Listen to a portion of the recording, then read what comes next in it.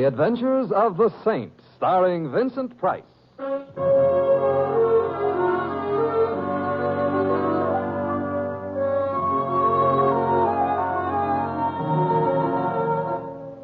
The Saint, based on characters created by Leslie Charteris and known to millions from books, magazines, and motion pictures. The Robin Hood of modern crime now comes transcribed to radio, starring Hollywood's brilliant and talented actor Vincent Price as the Saint. Hey, Mr. Templar. Yes, Louis? You look tired. I am a bit. Been working or something? Or something. That is, I've been playing chess. Uh-huh. So wipe the lipstick off your mouth. The lipstick? Thanks, Louis. You're welcome. On a chess player, it don't look good. It was a very close game. That I can figure out for myself. Hey, look, somebody's moving out of your house, you see? There's a moving van parked in front. Yeah, so there is. I better stop here. They're still lugging furniture out. I hope it's the people who have the apartment over mine. Why, what's the matter with them? Large feet. Uh-huh. Hey, that's odd. What? That desk they just put in the van, it looked familiar. All furniture nowadays looks familiar. Oh, they're all finished. I'll pull up. Don't bother, Louis. How much do I owe you? A buck. Hey, Mr. Temple, what's the matter? I'm beginning to realize why it looked so familiar. Why? Because it was my desk.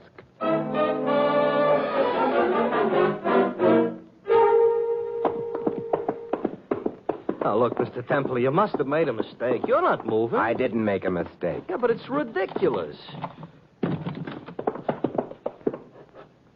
Mr. Templar. Yes, it was my desk. Not to mention my table, my chairs, my... Hey, Louis, did you get the license number of that truck? No. But it belonged to the North America Van Lines. How do you know? Said so on the side. Oh, well, I'll look it up in the phone book. Yeah. Room looks awful naked. You know, furniture does a lot to fill up a room. Yeah, I've got it here. North American, 45 Columbus. Phone number? Well, anyway, we know one thing about where your furniture has gone. We do? Yeah. North America. Oh, fine. That's a big help. North American, good evening. Good evening. My name is Simon Templar. I have a complaint. Then you want the manager. I do? You do. His name is George H. Smith. Smith? Oh, very well. Well, let me talk to him. He's not in. Sorry. Well, you might be able to help me. You see, my complaint has to do with my furniture. It's just been moved by you people. Didn't we move it far enough?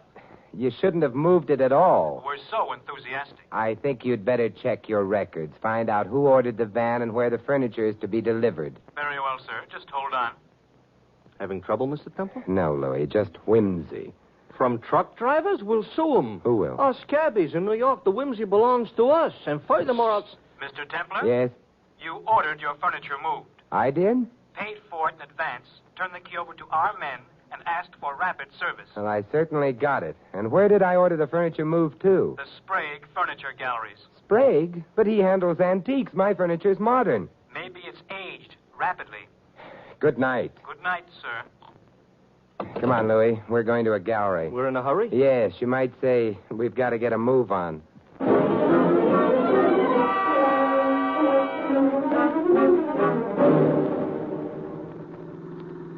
Louis, I'm puzzled. I'm ahead of you. My furniture couldn't have been stolen for the money it would bring. It wasn't that valuable. Too great a risk was involved. So somebody did it for fun? Oh, hardly. Why was it stolen tonight, not last week, last month, or last year? Maybe the guys that swiped it were too busy. Also, half a dozen pieces were taken. Among them, a particularly worthless WhatNot. What? WhatNot? And who's on third? A WhatNot, Louis, is a Victorian monstrosity which shouldn't happen to a tree. The point I'm making, though, is that I've had that WhatNot only a few days. Uh-huh. Well, that means they were after the WhatNot. So why did they swipe the other stuff? To confuse the issue. To make me think it was just an ordinary burglary. To keep my attention away from the WhatNot. Maybe it's worth a lot of money, huh? It's worth exactly what I paid for it, $17. So that don't figure. Where'd you get it, anyway? Oddly enough, Louis, at the Sprague Gallery.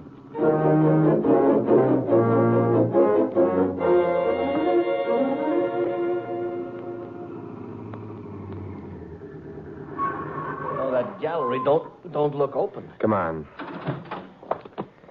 Sprague sleeps in the back. He has a small apartment there. There's no truck around, Louis. Must have already unloaded. Yeah. Mr. Sprague ought to wash his windows. Yeah, I can't see a thing inside. Must be a bell around, however. Oh, yeah, look, here's one. Sounds like an antique bell. Antique or not, it should awake Mr. Sprague. So maybe somebody should ought to tell him on account of it ain't wake him. No. Hey. Yeah, door was open. He may have forgotten to lock it. Hey, light a match, Lou. Okay. Oh, thanks. Oh. Well. Now we got light, but... Hey, there's your furniture. Yeah, so it is. Desk, table, couch, and... And the whatnot. Yeah. Truckman evidently delivered the stuff and left. But, where's Sprague? Maybe in that back room, huh? Yeah, well, we'll see. Oh, the lights are on in here. Kind of a cluttered place for a guy to live in. Yeah, not only cluttered, Louis. It looks as though a hurricane had made more than a passing visit. Yeah, Mr. Templar, what are you staring at? Back here, behind the bed. Huh? Somebody besides the hurricane also visited? Knife is still in his chest. He ain't noticing it? He's dead. Oh. Hey, there's a car. Yeah, seems to be in the back. It's gone. Yeah, so I hope is the killer. Come on back in. We frightened him off, Louis. Speak for yourself. I don't frighten babies. But he was still here. Why? Evidently he hadn't finished his job. But what job, Louis? Well, you said the place looked upset. Maybe he was searching it. Yeah, that's true, but searching for what? The furniture was delivered, the truckman left. The odds are that by the time Sprague was already dead. Yeah. Very well, then, what could the killer have been looking for? The WhatNot was here whenever he wanted it for. Louis... I didn't do it. You know that WhatNot must have had a history. Sprague probably has records showing where he purchased his furniture. Uh-huh. So the killer hung around trying to cover the back trail of the WhatNot, huh? After all, he didn't expect us to notice the truck leaving your house with your furniture. We ain't supposed to have been here so quick. Is that good? Only if we find what the killer didn't find. Well, me, I give up. What do we do now? We do just what the killer did before we interrupted him, Louis. Search for Mr. Sprague's ledgers. We go through them, huh? Yeah. And maybe they'll tell us why a man had to die for a WhatNot.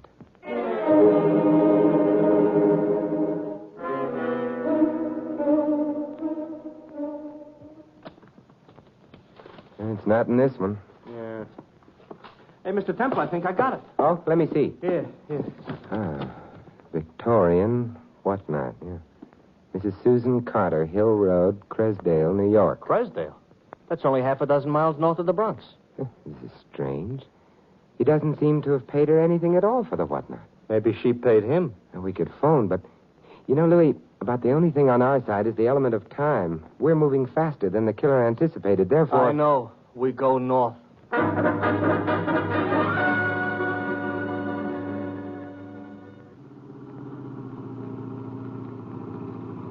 You know something, Mr. Templar? The trouble with the country is it's so far from the city. I never thought of that. Well, think about it. It's true. I'd rather think about Mrs. Susan Carter.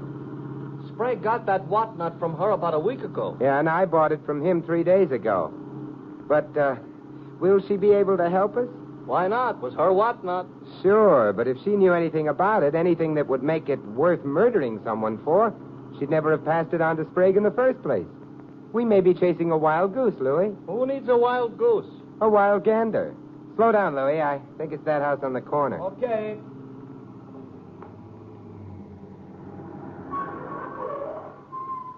Yeah, this is it. Ooh, it's a large house. Yeah.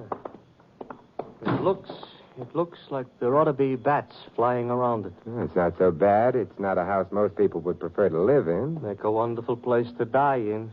Ooh, what am I saying? I have to frighten myself yet? Lights on somewhere inside. They must keep late hours. Let's go. Yeah. Some fun they have in these country houses. Yeah, I think it's time we rang. You know, I'm wondering what she didn't. Hey, look, the light just went out inside. I got a feeling nobody is going to open that door. All right. So I was wrong. But who opened it? It doesn't matter. We can get in. Okay. Except I would be happier if somebody at least had opened it. Oh. It's like a house of the dead. Stop making up phrases like that. It came from someplace down this hallway. You're running in the wrong direction. We're running forward. Hey, look, it must be this door. It's the only one along the hallway. Does it open? Yeah, it opened. Who are you? Oh, hello, I'm Simon Templer. This is Louis. Yeah. What do you want here? We heard you scream. That was because I saw a mouse. It must have been a large mouse. It was a large scream, Mrs. Carter. I'm not Mrs. Carter. But, Claire Wayne, Miss Carter's niece. Oh, I apologize. How'd you get in? Well, the front door opened by itself. A very mysterious effect. You're making things up. Not really. Could we see Mrs. Carter? Could you... Oh, no. No! Miss Wayne. Come on, Louis. Yeah, I'm right behind you. Claire! Where the devil? Claire! Oh, I'm sorry. Neither of us is Claire. Are you Mr. Carter? Carter? Me? No, I'm Harold Thompson, Susan's nephew. Oh, well, I'm Simon Templer. Louis. Templar, huh? Are you the saint? Yes, I am. Well, this is quite an honor for us. Thank you. Actually, I wanted to speak to your aunt. You did? I said something amusing? You've no idea how amusing. I'll laugh about it all night. Hey. Oh, he's gone, too. Yeah, very restless type characters. Well, anyway, we're getting acquainted fast. Except with Mrs. Carter. Large house. We'll have to look through all the rooms in it. You'll have to look even farther than that, sir. I didn't hear you come into the room. You walk softly. It's a habit of mine. The ill and the dying resent a heavy footstep. It frightens them. Really? A delusion of reverence. I suspect they associate it with death coming for them. You're a doctor. Yes, I'm Dr. Thorne. My name's Templer, and this is Louis. Good evening, gentlemen. How do you do? You're Mrs. Carter's physician. Yes? She's ill, then? No. She's not at all ill. Well, then I'd like to speak to her at once. About, About a WhatNot that she gave to an antique dealer named Sprague. Seems a trivial reason to have brought you out here at this hour. The WhatNot in itself is perhaps a trivial thing, Doctor, but murder isn't. Murder? Mr. Sprague. Ah. At what time was he... Probably around 8 this evening. It's interesting. At 8, I was out in my car on my way here, but I took a long way around. Might have included a stop in the city. At 8, Harold Thompson had not as yet reached this house. Of course, where he was until then, I cannot say. At 8, Claire Wayne was at the movie. She told me earlier. Well, perhaps she was. Well, very interesting hour. Yes, and where was Mrs. Carter at 8 o'clock? Well, she was where she is now, with a nurse in attendance. I thought you said she wasn't ill. She isn't. She was. Oh, I see. She's dead, then. She's dead. Interesting. 3 people might have known what the mystery of the WhatNot was, and of them 2 are dead. The 3rd is a murderer. Susan Carter was an old woman with a weak heart. Meaning her death was natural? Yes. I don't sneer at coincidence, Dr. Thorne, but under the circumstances, I'd like to be sure it was coincidence. Well, of course, I can't quarrel with you about that. I've had a thought or two about Susan's death myself. And? She wasn't stabbed to death. Her heart did fail. Mr. Templer, I'm not a young man anymore. I'm tired. I'm all confused. And before going any further into this thing, I'd like to rest.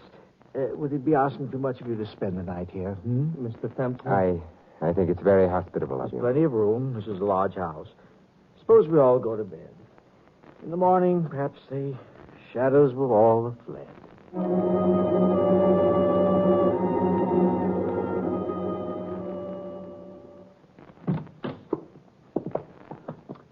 Well, I think you'll be comfortable in this room. I know the house quite well, you see. I played in it as a child. There was a time when I thought that perhaps Susan and I would live in it together, but I married someone else. Good night. Good night, Doctor. Yeah, good night. He's kind of broken up about Mrs. Carter's death, huh? Yes, he is. Could be an act. Seemed genuine. You know, Louis, nobody in this house has an alibi for Sprague's death. Yeah, Mr. Temple, let's go to sleep, huh? In the morning, I'll feel strong enough to be surprised, but right now... All right, we'll go to sleep. What could happen anyway?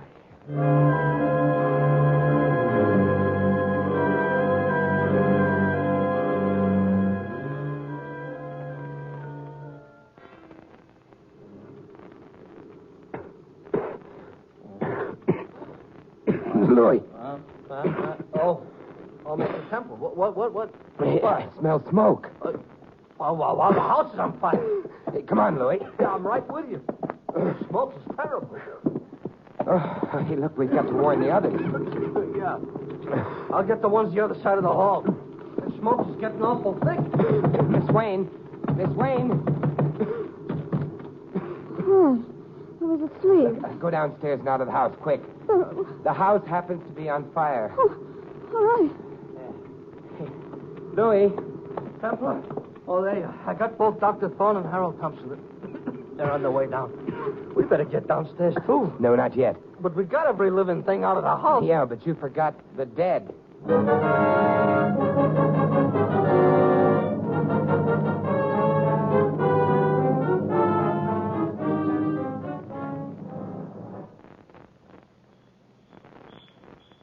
Dr. Thorne, the other men, what happened to them? Be still, my dear. We're safely out. They must have ducked down the back way. No, here they come now. Carrying something. Not something, Harold. They're carrying a corpse. No, Well, we're far enough away from the house, Louis. We can put her down now. Okay, Mr. Templar. but it's crazy. She's dead, don't you understand? She's dead. Yes, I know, Miss Wayne, but I understand something else, too. That fire wasn't for our benefit. It was for hers. Louis, the lower half of the house hasn't been touched yet. I'm going back in to phone the fire department. Maybe I better go with you. No. You're to stay here to make sure that no one harms her. Miss Wayne? No, Louis. Mrs. Carter.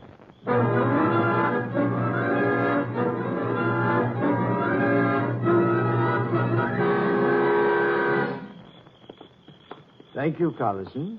You and the boys did a fine job. Glad we were able to save the lower part of the house. Okay, boys, back to the pinochle game. You know that Cresdale Fire Department ain't bad? No. We may as well all go inside. I'll take Mrs. Carter. I can't say I exactly follow your mental processes, Templar. Is that important? I don't know. Why did you have to disturb her? Mrs. Carter? She's far beyond any disturbances I could create. What Claire meant was, why lug her around the way you are? There's a very simple answer. You see, she's a very important clue. To what? Murder. Shut the door off, Mr. Temple. Oh, thanks, Louis. Well, this room will do as well as any. The couch for Mrs. Carter. Mr. Templar, I think I shall insist upon an explanation. We're all here. But we're not all here. What? Oh, Harold. Yes. He was with us when we arrived at the front door, but then... Yeah, he must have decided that other climbs would be healthier climbs for him at any rate. You're not saying Harold killed... I'm saying nothing about that at the moment. Dr. Thorne, does Claire resemble Mrs. Carter as Mrs. Carter was when she was a girl, of course? You're a cute Templar. The answer, of course, is yes. It's an amazing resemblance. Yes, it would have to be. I'm not sure. Why amazing? We were very closely related. That's not the point. Then what is? Someone burgled my apartment, stole a number of pieces of furniture. Among those pieces was a worthless WhatNot. Since it was taken along with the others were merely camouflaged. The burglar was primarily after the WhatNot. Well, what connection is there between furniture and... Death? That WhatNot, Dr. Thorne, until a week ago belonged to Mrs. Carter. Oh? A Mrs. Carter who may have died naturally or who may have been killed. I told you her heart failed. Almost anything might have brought it on. Yes, Doctor, almost anything.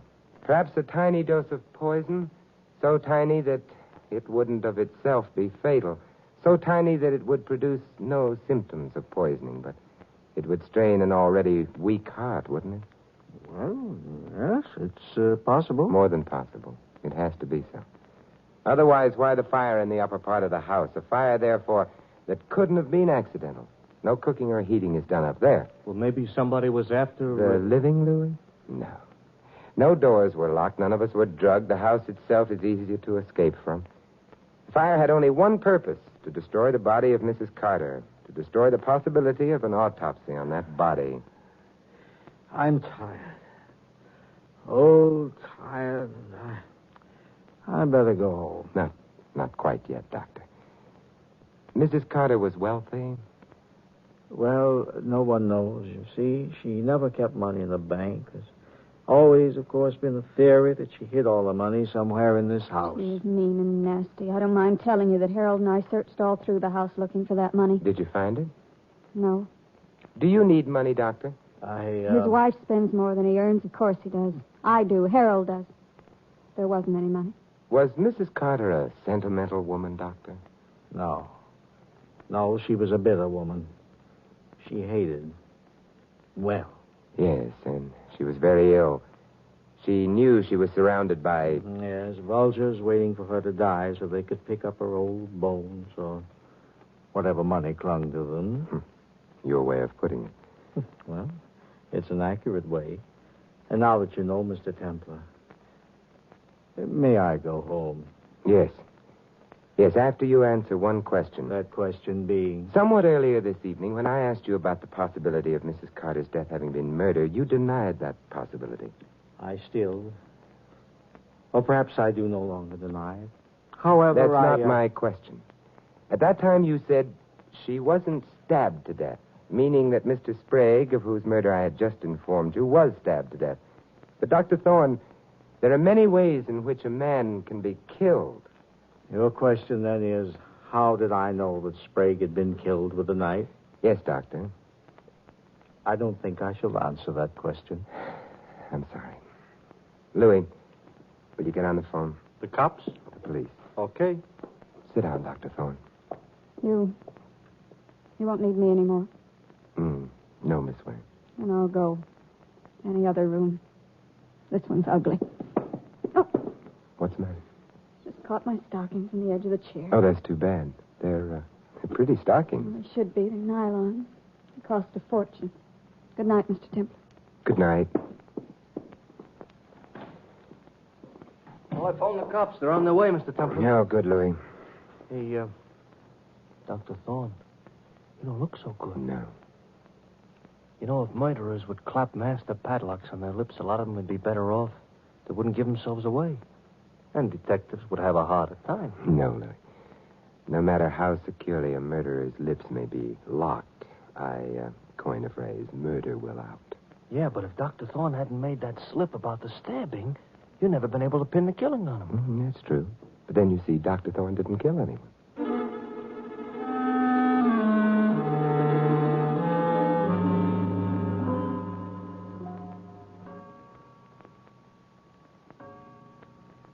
Templar, cops are going to be here pretty soon.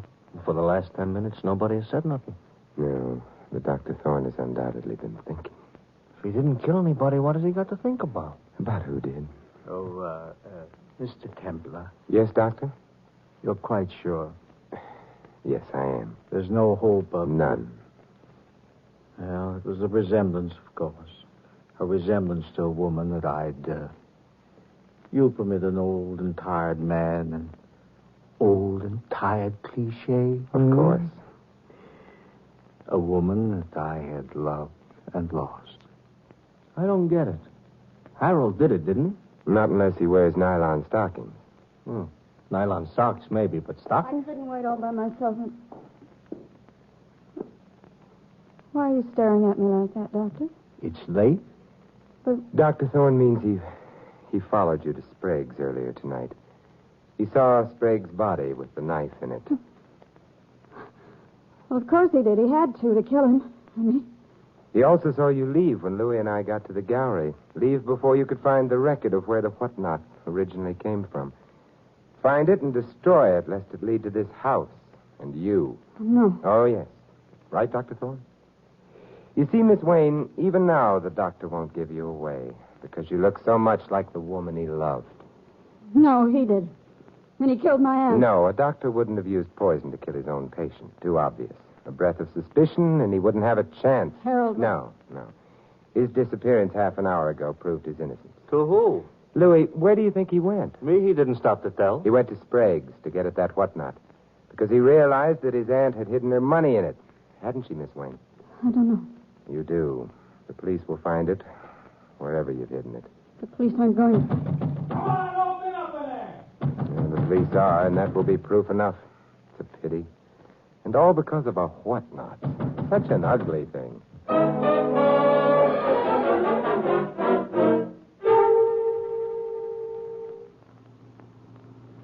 It's all right. So the cops found the doll in the girl's suitcase downstairs in the hall closet.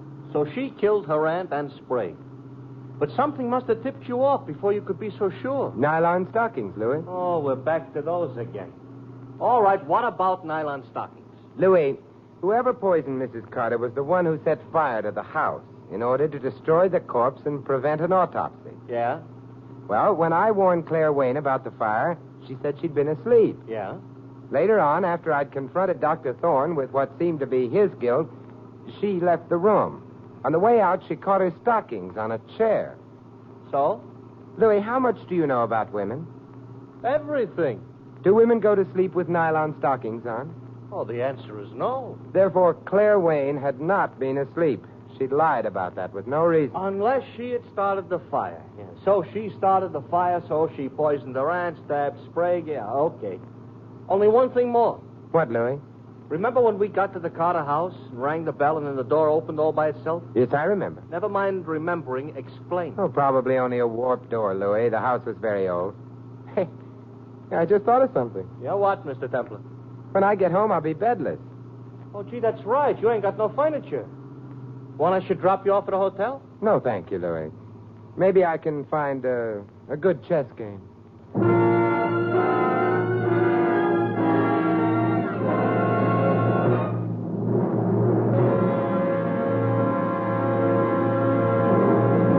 You've been listening to another transcribed adventure of the Saint, the Robin Hood of modern crime. Now here's our star, Vincent Price. Ladies and gentlemen, in tonight's cast, you heard Peggy Weber as Claire and Victor Rodman as Dr. Thorne. David Ellis was Harold, Gilbert Fry, the dispatcher. Larry Dobkin plays Louis.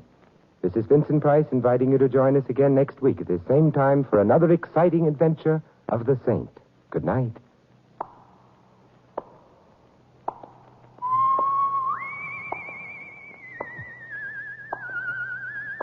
This adventure of the Saint was written by Lou Vitties. The Saint, based on characters created by Leslie Charteris, is produced by James L. Safier and directed by Helen Mack. Vincent Price is soon to be seen co-starring in RKO's production of His Kind of Woman. 3 chimes mean good times on NBC. For something new and exciting in your big Sunday lineup on NBC, listen to the Phil Regan Camp Show coming up next. There'll be prizes for talented GIs and the very best Sunday listening for you with the Phil Regan Camp Show next on NBC.